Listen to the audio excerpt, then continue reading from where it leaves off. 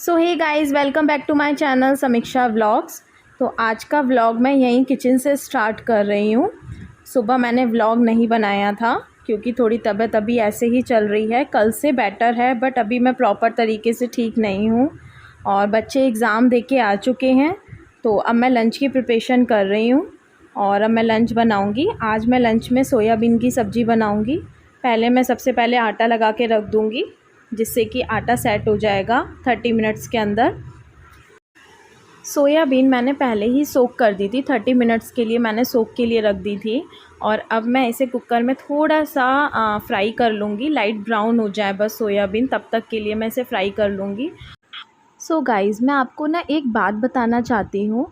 After marriage ना बहुत सी women ऐसी होती हैं जो हिम्मत हार जाती हैं और सोचती हैं कि अब ये हमसे नहीं होगा। लेकिन मैं उन वुमेन्स को बताना चाहती हूँ कि हमें हिम्मत नहीं हारनी है। जितने भी चैलेंज हमारी लाइफ में आएंगे उन्हें हमें एक्सेप्ट करना है। मेरी लाइफ में भी बहुत सारे चैलेंजेस आए थे, मैंने भी उन चैलेंजेस को एक्सेप्ट किया है। ऐसा नहीं है कि मैं डीमोटिवेट नहीं होती थी, मैं भी कई बार ऐसा आता था कि मैं डीमोटिवेट बहुत ज़्यादा हो जाती थी, बट मैं अपने आप को मोटिवेट करती थी। आप कितने भी मोटिवेशनल स्पीच सुन लीजिए, अगर आप अपने आप को खुद से मोटिवेट नहीं कर पाते हैं तो उनका सुनने का कोई फ़ायदा नहीं है। उनका सुनने का भी बेनिफिट तभी मिलेगा आपको कि जब आप खुद को अंदर से मोटिवेट करते हैं। मेरे दोनों बच्चों में ज़्यादा गैप नहीं है, बस 2 इयर्स का गैप है। तो वो टाइम की जो सिचुएशन थी जब ये दोनों छोटे थे, तो मेरे को पता है ये चीज़ कि मैंने कैसे उस सिचुएशंस को हैंडल किया था। बट मैंने उन सिचुएशंस को बहुत हँसते हुए, बहुत आराम से हैंडल कर लिया था। सब मुझसे बोलते थे कि इतने छोटे बच्चे हैं, तुम कैसे मैनेज करोगी, क्योंकि जब मेरी छोटी बेटी हुई थी तो बड़ी वाली पूरे 2 इयर्स की।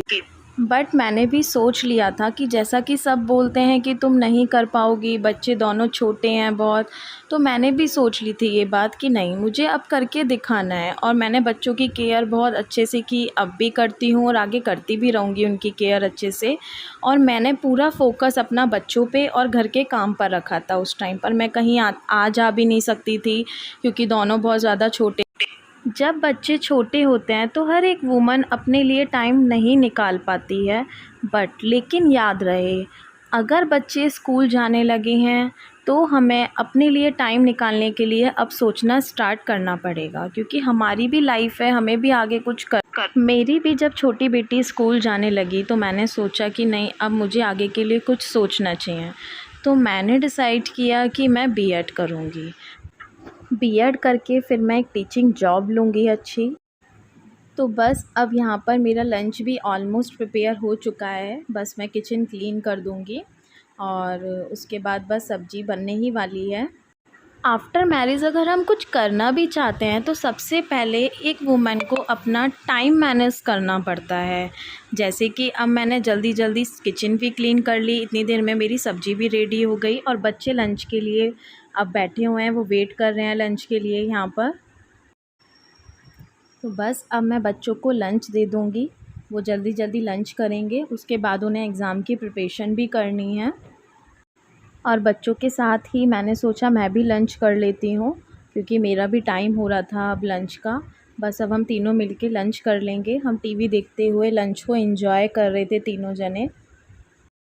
बच्चों के साथ अगर हम टाइम को सीरियसली मैनेज कर कर चलेंगे तो हम देखेंगे हम अपनी लाइफ में सब चीज़ें बहुत इजीली कर पा रहे हैं। स्टडी भी कर रहे हैं, एंजॉय भी कर रहे हैं, बच्चों को टाइम भी दे रहे हैं, घर का काम भी कर पा रहे हैं। अब मैंने बच्चों को यहाँ पर पढ़ने के लिए बिठा दिया है। अब मैं इनकी कॉपीज़ प्रिपेयर कर दूँगी, क्योंकि एग्ज़ाम है तो मुझे पूरी कॉपीज़ इनकी अकॉर्डिंग टू सिलेबस प्रिपेयर करके देनी पड़ती है।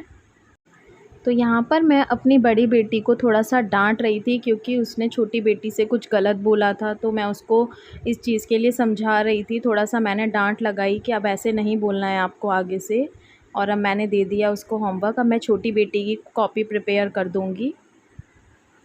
अगर हम टाइम मैनेज कर कर चलते हैं ना, तो बच्चे भी हमसे यही चीज़ें सीखते हैं कि अपने टाइम को कैसे मैनेज करना है।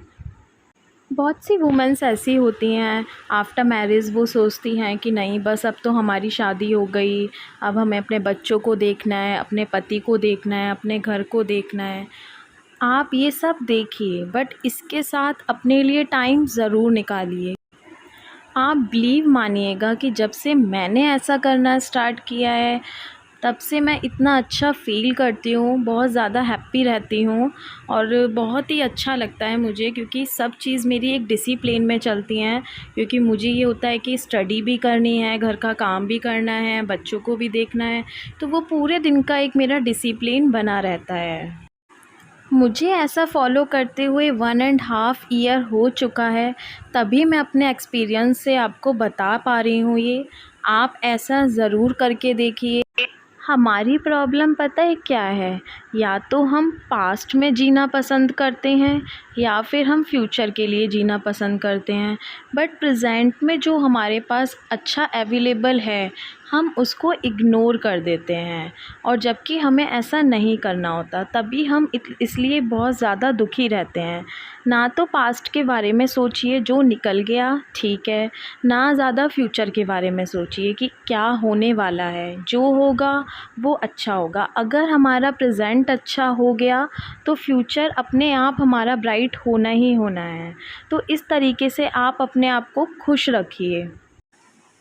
और हाँ, मेरे संग एक अच्छी बात ये रही कि मेरे हस्बैंड और मेरे फादर इन लॉ बहुत ज़्यादा सपोर्टिव हैं, मुझे हर चीज़ में बहुत ज़्यादा सपोर्ट करते हैं। बट कई वुमेंस ऐसी होती हैं जिनके फैमिली वाले उनको सपोर्ट नहीं करते। ऐसी कंडीशन में उन्हें हिम्मत नहीं हारनी है, अपने बारे में तब भी सोचना है उन्हें कि हमें कुछ आगे करना चाहिए।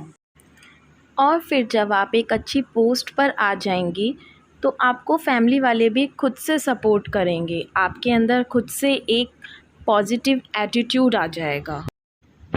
तो बस यहाँ पर मेरे हस्बैंड भी आ गए थे, क्योंकि बच्चों को थोड़ी देर में ट्यूशन जाना था, तो उनको ले जाने के लिए आ गए थे।